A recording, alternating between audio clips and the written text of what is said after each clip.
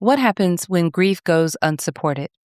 On this episode, you'll hear how untreated grief drives isolation, substance use, and chronic disease, why peer support works when clinical approaches fall short, and how communities are bringing grief out of the shadows. You're listening to the PHEC podcast, episode 443. Welcome to the Public Health Epidemiology Conversations podcast, where we have honest conversations with public health professionals who are creating meaningful impact in communities around the world. They know that the field of public health touches everything. I'm your host, Dr. Charlotte Hughes Huntley, and today we're exploring the fascinating journey of our guest and diving into another conversation that bridges different perspectives with the practical wisdom you need to fuel your impact. Greetings, everyone, and thank you for joining me on this episode. My name is Dr. Charlotte Huntley, and I'm the founder of Dr. C.H. Huntley, LLC, which is a public health and epidemiology consulting firm specializing in strategic planning for organizations working to build healthier communities. We help leaders make sense of overwhelming information, figure out what matters most, and what to do about it. We partner with organizations that are addressing the root causes of poor health, putting communities first, and translating technical information into plain language. We respect an organization's history and culture while helping them move forward. We build on what's already working rather than starting from scratch, and create plans that can actually be implemented. Please reach out to us through our website, drchhuntleigh.com. We'd be happy to meet with you and explore how we might be able to support your organization. Links will also be provided in the show notes. Now, as we prepare for this episode, I know that several of you who have been long listeners of the podcast may be familiar with my personal and complex journey of grief. I lost my mother and mother-in-law to battles with chronic diseases in 2023. Then I lost my bonus son, the youngest of our children, as a result of a motorcycle accident in 2024. I've shared openly on this podcast a few times, and I will link to those episodes in the show notes if you're not familiar already with that story or those stories, and you'd like to know a little bit more. Today's guest has special meaning for me. I'm very excited to introduce her, and I think you'll also find our discussion to be very insightful. She is a licensed clinical social worker who specializes in stigmatized grief following substance-related deaths and suicide. In this conversation, she makes the case for grief as a public health issue, explaining how it affects sleep, blood pressure, diabetes management, and leads to isolation and increased substance use. She shares how she co-designed peer support systems with communities, from yoga instructors integrating grief work to dads building decks together. This episode reveals why the simplicity of being seen and heard often works better than complex clinical interventions. Let me formally introduce her, and then I'll connect our conversation. Laura Vargas is a licensed clinical social worker based in Colorado who has spent her career developing grief support programs for individuals, families, and communities bereaved by the overdose crisis.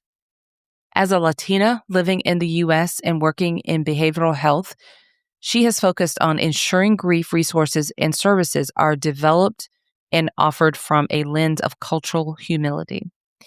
She has been the director of outreach programs for peer support community partners since 2022, where she focuses on expanding peer grief support across the country with the mission of changing the culture of grief support in the U.S. Prior to joining PSCP, Laura created Philly Heals, a nationally recognized holistic grief support program for loss due to substance use in Philadelphia. Laura has had the honor of working with over 2,000 individuals grieving the death of a loved one to substance use. She is a member of the Association for Death Education and Counseling, and has presented at national conferences, been featured on podcasts and local news stations, and consulted to various jurisdictions looking to create grief support programs for deaths due to substance use. Let's connect my conversation with Laura right now. Public health is about connection, and now you have a space built just for that. The PHEC Podcast Community app is where public health professionals come together to collaborate, share ideas, and support one another. Inside, you'll find exclusive events like Power Hour, which is our virtual co-working event. It helps you connect with others and boost your productivity. You'll also have direct access to conversations with other public health professionals from around the world, and even guests from previous podcast episodes. We're more than a podcast. We're a thriving community. Be a part of it. Download the PHEC Podcast Community app today and join us.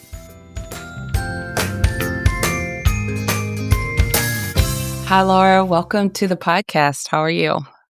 I'm doing well. Thank you so much for having me.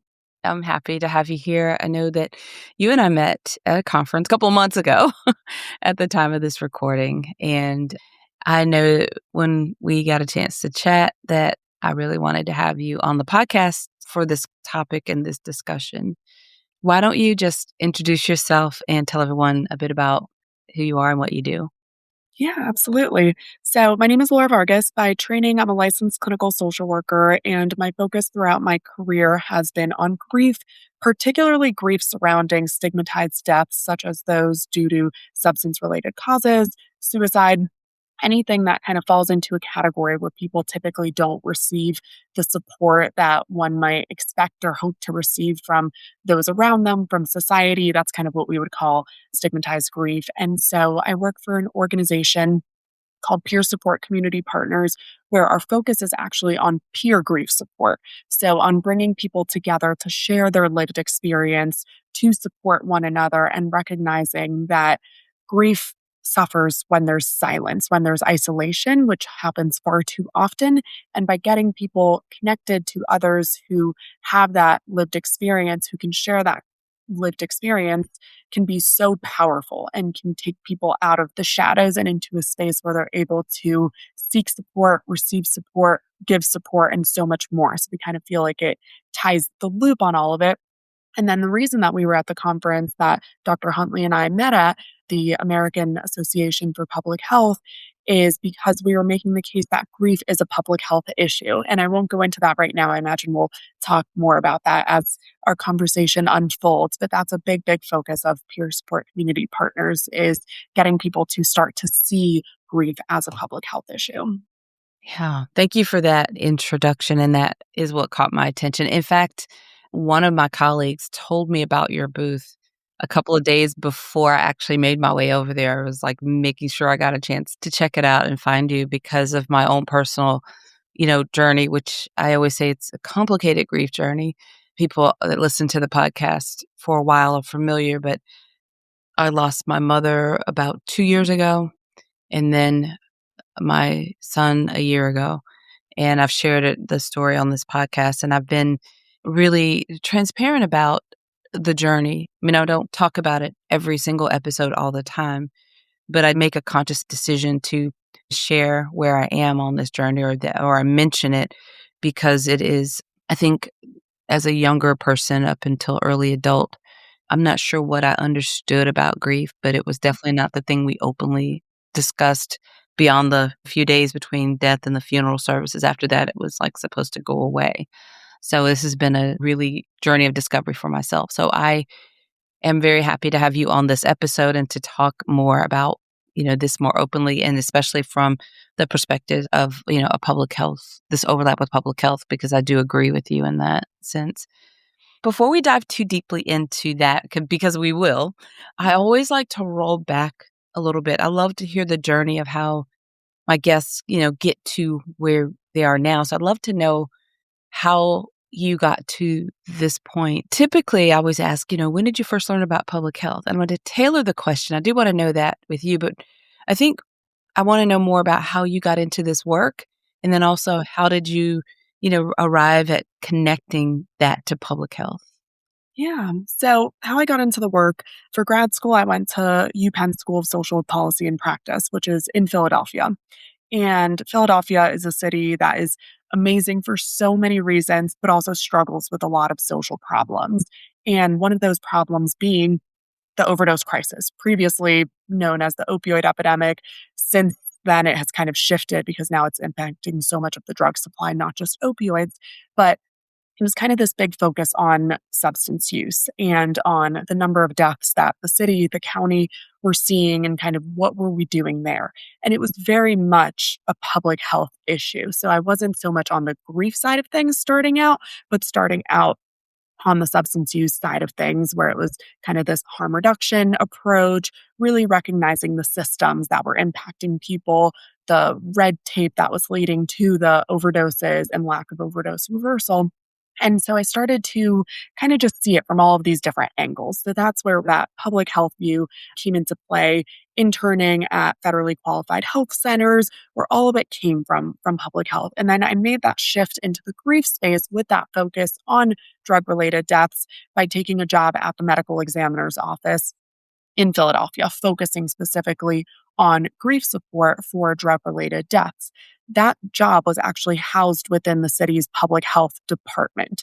At this point in time, they were starting to receive grants for the overdose crisis, starting to receive some of the settlement funds, starting to kind of put more money into this large issue that was taking, by the mid 2010s, starting 2016 onwards, we were starting to see over 1,000 deaths each year due to substance related causes. And that just kept growing. And the pandemic made that even explode more so than before. And so by being housed within the public health department, I started to see that if we could all work together, if we could all listen to people's stories as they pertain to their grief, there was an element of prevention that wasn't previously being discussed. When people were putting money towards trying to prevent further overdose or drug related fatalities, a lot of that was your standard prevention messaging. Fortunately, in a city like Philadelphia, a lot of it was harm reduction, which some communities don't have that or haven't gotten there yet. But the conversation ended when the person died. People didn't realize that, yes, that person's life has ended, but not in a physical way. All of those who love them, who care about them, their lives have been upended. And what are the repercussions of that? And when I started to work directly with the bereaved families and started to kind of see all of these elements of how grief was impacting them, impacting their sleep, impacting their appetite, impacting their substance use, impacting all of these different levels that public health focuses on. That's when I started to see, okay, this is a big piece of the puzzle that many people aren't discussing. And we ask ourselves so often, there's so many documentaries and conversations about how did we get to where we got in the overdose crisis, missing all of the signs in the 90s with the overprescribing and whatnot. And I truly started to believe, and still do, that we're kind of going down that territory with grief, that we're going to get to a place where there's so much grief and there's so many adverse effects of unsupported grief that we're going to ask ourselves, how did we get here? And look back and realize the pandemic, that was so much grief, both from the physical losses, but from also people's losses of their regularity of life.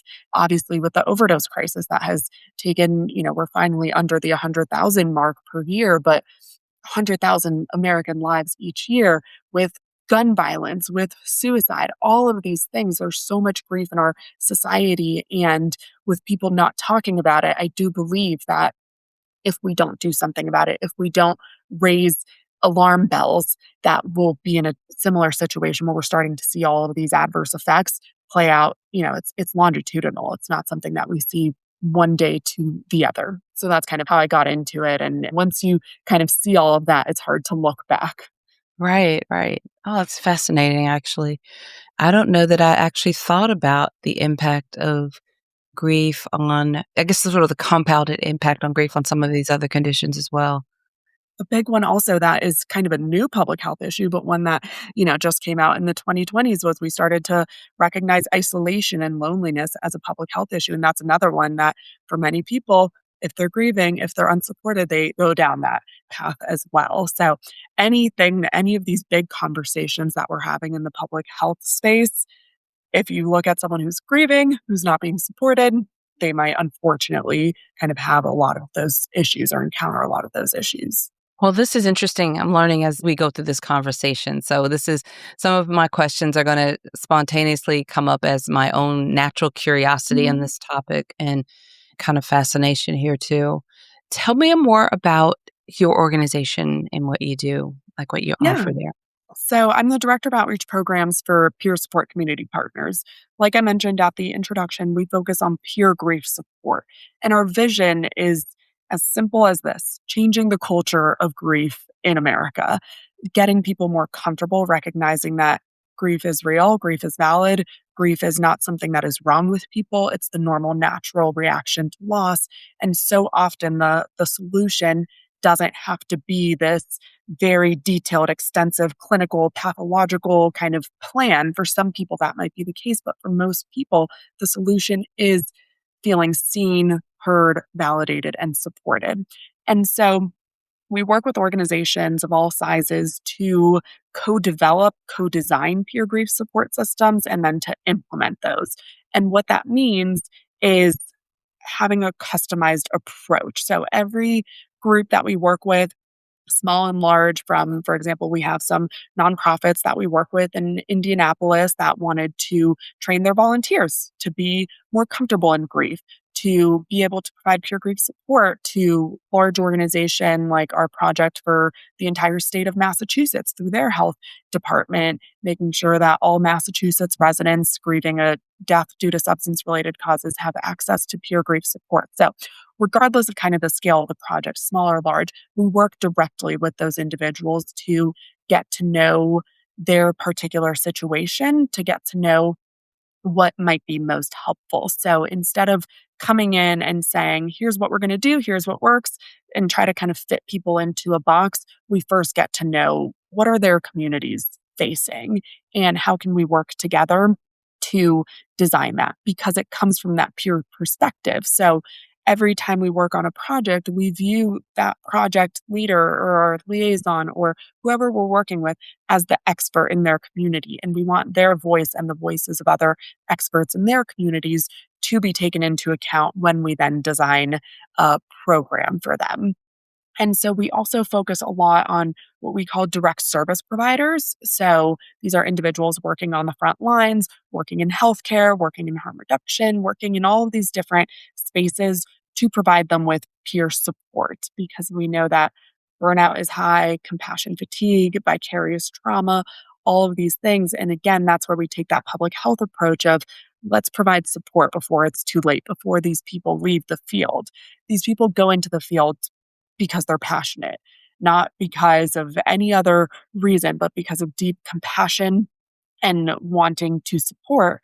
But it's really heavy, whether or not we're talking about the substance use space, even just kind of providers in a hospital, that's heavy. Even, healthcare providers that see death, whether it's natural and expected, older patients to the unexpected, but that takes a toll on people. And so by being able to also set up systems, whether it's in healthcare or kind of in some of these smaller spaces where we allow for that peer support for individuals to be able to hear one another and hold space for the pain that they're going through. It's never to take the pain away or to kind of come at it with that radical positivity of, well, look on the bright side, and all these things that we know aren't helpful. It's more so just allowing people to be seen, heard, validated, as I'll probably mention over and over in our conversation, because it's that simple, but oftentimes we overcomplicate things and we try all of these other things instead of just scaling back and seeing the simplicity of it. Yeah, I chuckle because how often are we guilty of overcomplicating? I know I personally can do that, but as an industry, I think we do that in public health. And but yeah, the simplicity of I think my husband and I have been a part of a grief sharing group, and it's peer support.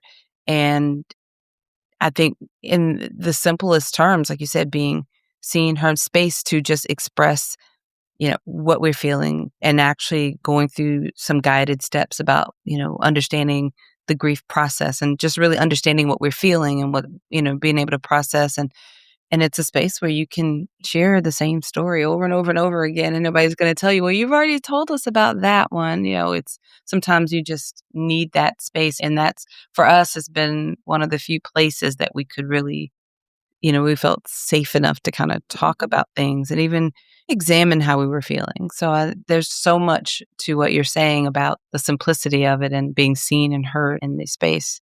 Right. And I'm so glad that you two have found that and have found it to be helpful because so many people either don't know that it exists or they're afraid. We're so used to kind of as a society being told if you're having a challenge with something, that's what friends and family are for. But like you said, it's a space where you can repeat the same thing over because those people get it. They need to repeat it. Maybe with friends and family, you can't. Maybe they'll be like, come on, it's been X amount of time. Like, let go, move on. Even if they're coming from a good place and they're trying to be helpful, when people can't relate and don't know what that experience is like, sometimes they hurt us in unintentional ways by putting that pressure. So a lot of these spaces do open up those low pressure or no pressure environments for people, which allow us to show up authentically as we are and as our grief is coming up. Laura, I'd love for you to go a little deeper into this connection of grief and public health because I do agree with you. And it's something that I hadn't thought that much about. And I'd love for you to share a little bit more with me about that. Yep, absolutely. So, grief, it's the normal, natural reaction to loss. There's nothing wrong with grief in and of itself. It is the shock that comes with it, that pain, that missing those people that kind of flip our lives upside down and start to affect us in so many ways. It's not just emotional, it affects us physically, mentally, relationally. We might be different. It affects our view of life. We now have to confront the fragility of life, the fact that we have limited time on this earth, that the person that we're grieving didn't get the amount of time that we were hoping that they would get. So we're forced to confront all of this. All the while, life is still happening. Work for many people still needs to get done, still needs to happen. If there are children involved, those children still need to be taken care of. And so for so many people, they try to just kind of keep functioning as they were functioning prior to the loss. For some, that works. For others, maybe it works temporarily, but then they start to realize I'm more irritable than before, or I'm not sleeping. I haven't slept more than 4 hours of interrupted sleep since before the loss. Maybe I'm having flashbacks or nightmares, or maybe I just can't stop thinking about it. It affects us in so many ways. Maybe I'm nauseous every time I think about it, so I've really lost my appetite. So all of these ways in which grief comes up, whether it's the physical, the mental, the emotional, it affects our lives. And then when we look at that, it goes into so many public health challenges.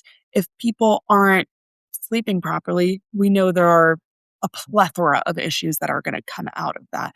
If people isolate themselves because they feel like they're either ashamed of what happened or like no one in their lives understands them, we know what the public health repercussions of isolation and loneliness are. For so many people, it becomes either new substance use or increased substance use. Many people, I can't stop thinking about it.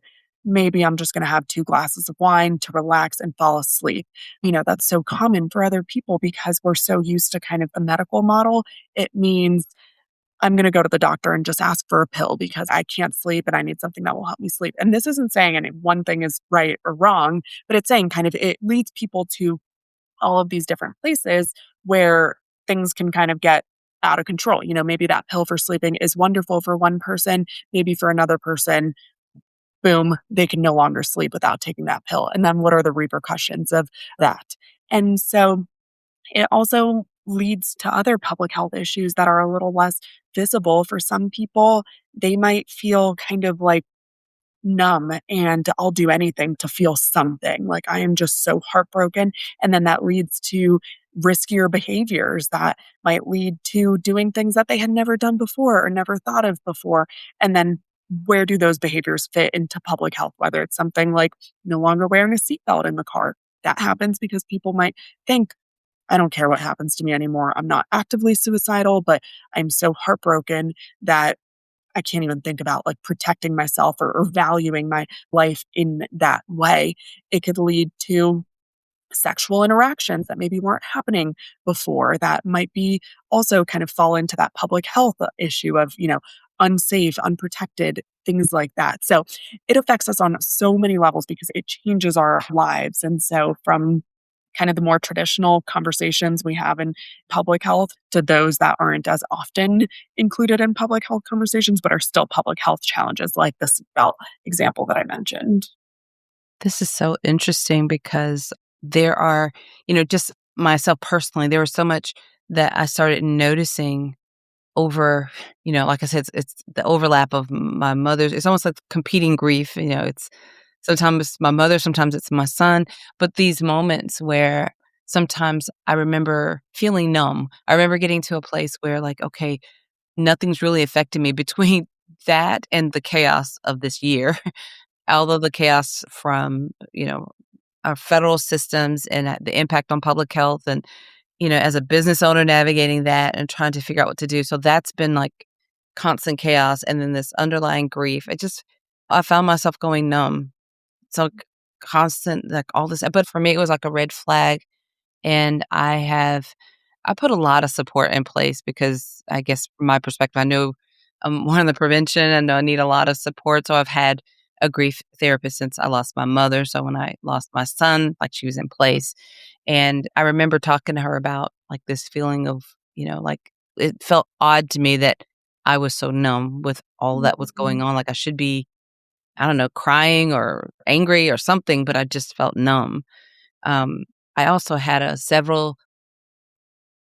season, I guess. Well, I notice, like, sometimes when it's the hardest or grief is, like, the heaviest, it's not that I feel, like, tearful or those things.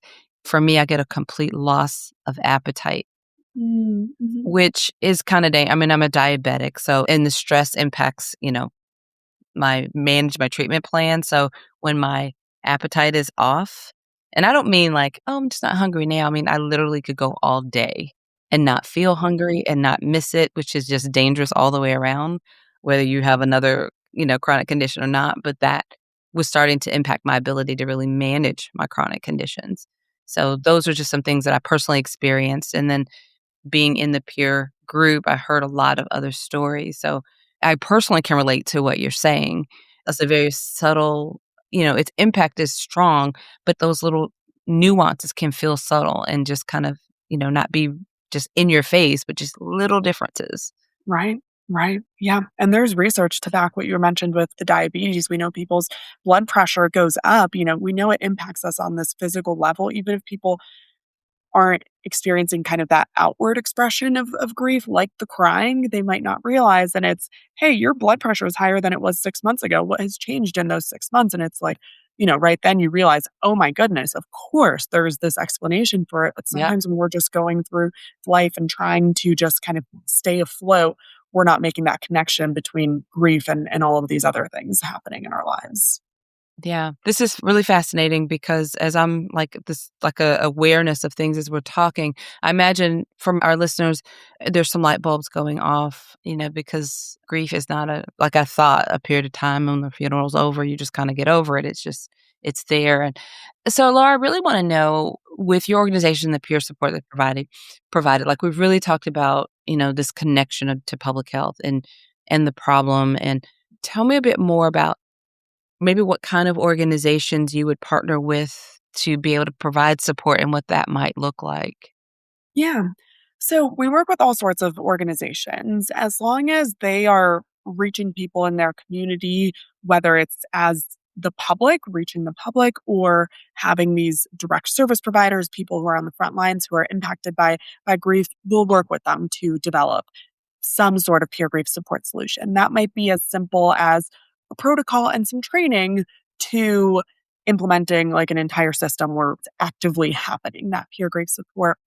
One of our most recent projects that has been really unique and to our knowledge, not like anything else that's happening in the country, is with the coroner's office in Indianapolis. It's the Marion County Coroner's Office. The coroner there is a woman who has worked in the office for many years in lots of different positions, but probably the most important title is that she herself is a bereaved mother. Her son died as a result of substance use, and she then started to see everything from the office in this different lens once she had been personally impacted by it.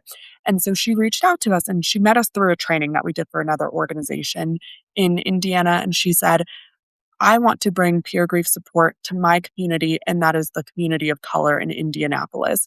I have been to peer grief support groups, and I feel like I'm the only woman of color. And while people have been kind and supportive, I don't think that's how it should be. I know my community is grieving too. I know we've had tons of loss. Why is it that we don't have groups the way that I found these 10 other groups that I was the only person that identified as being of color?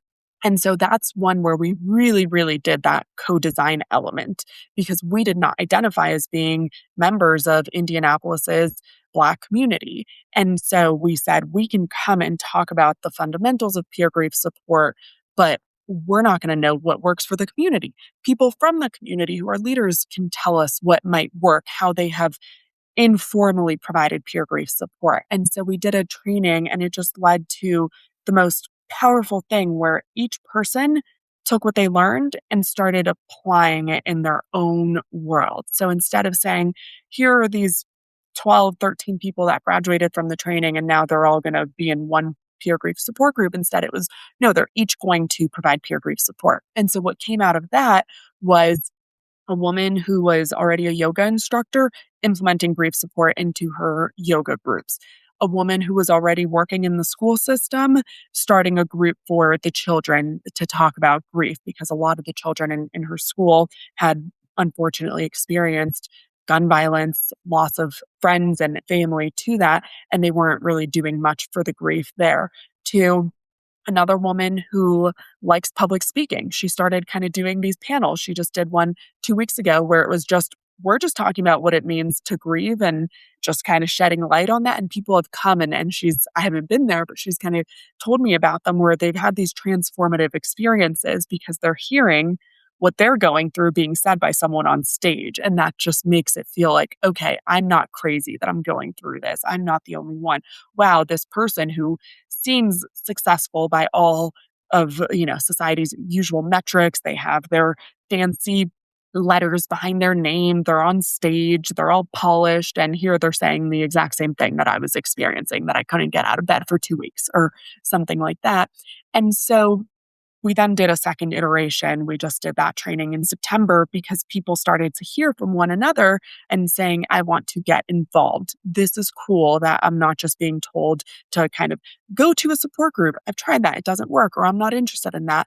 But instead, I can use my existing skills, what have I already done, and apply those to my personal lived experience with grief, and then do something where I can help my community, whether it's formal, like the ones I mentioned, or whether it's just I feel more comfortable talking to my friends and family when they lose someone. I now feel like I can kind of show up and be supportive without a fear of saying the wrong thing. And that is just something that I think speaks volumes to the importance of that co-design is how it's been successful, where people feel like they each played a role in deciding what they do for peer grief support. So that's kind of how we tried to approach everything, regardless of the population being served, regardless of who's asking. It's always, let's talk, let's do this together. No, you won't be on your own. We're here to support you. And yes, we know all the basics of peer grief support, but for this to work, for this to be sustainable, for this to be engaging and exciting to the people of the community, we need to do it together because only you and those who you might want to bring in know what's going to work in the community. We would have had no idea that the yoga group was going to be a success, but we knew how to talk about peer grief support, and she knew how to then kind of make that connection and apply it into those spaces. I love that example so much because now you've got me thinking, even in my grief in my group. Well, there's one other Black woman out of a group of maybe 15, 20 people, maybe a few more. Wonderful group, wonderful support, but you're right that I mean, I had thought about that before, but, I know my community is suffering too, and I wanna know I just know there's just a lot to be shared, and I love how the training had everyone in that training that completed the training and got the certification then spread out and sort of disseminated into their own niche areas, and there's a lot of power in that, and you've got me really brainstorming some ideas in my head. I guess I'm gonna have to follow up with you. Yeah, and people are excited to do so. It's Mhm. boring to just be told what to do and here follow this clear list. We're there to support and we continue supporting and kind of having a hub that people can come back to brainstorm with one another, kind of bounce ideas off. But it's exciting when you have a say in what you do. That feels much better than, okay, here's the checklist I was given and let me follow it, even if you might not agree or even if it's not right for you. Grief is so personal. We have another group in Massachusetts where it's a group of dads who have all lost a child, and they didn't want to go to a group where they just had to sit in a circle and talk. That felt scary and uncomfortable. And so instead they like build decks and, have the kind of this clear thing that they're going to be doing, but they all know that they're bereaved. So someone can just kind of mention it in passing of this was a tough week for this reason, and they can all show up for each other. So it is that grief support, but it's out of the box, which works well for most people to not kind of have that pressure of, okay, I need to sit and talk about my grief and be ready. And what am I going to say? It just flows more naturally when you're doing something that you would already be doing otherwise. Yeah. Oh, yeah, I get that. I can relate to that.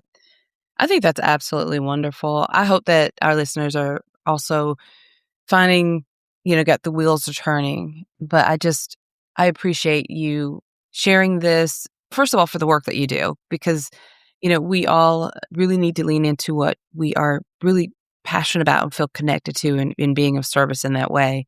And then also, I appreciate you for being able to connect the dots to public health and really being able to position and bring this perspective. And then, sharing the service and the opportunity.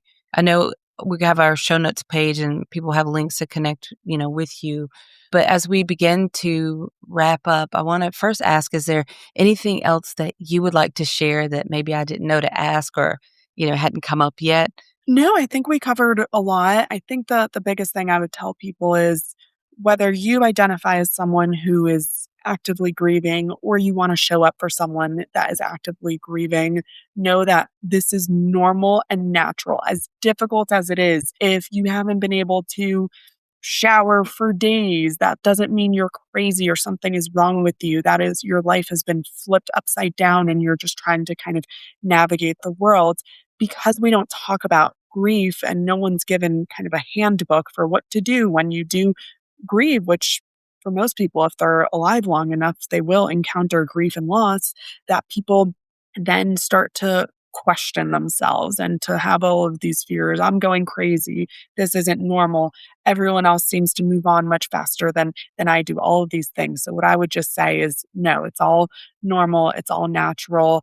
That doesn't mean it's not incredibly difficult. But I think the most important message is that it is normal and it is valid and that support is out there and that peer grief support can be a wonderful thing because a lot of times for people, it's just, like we said, feeling seen and heard and not just like you're on your own in this lifelong journey.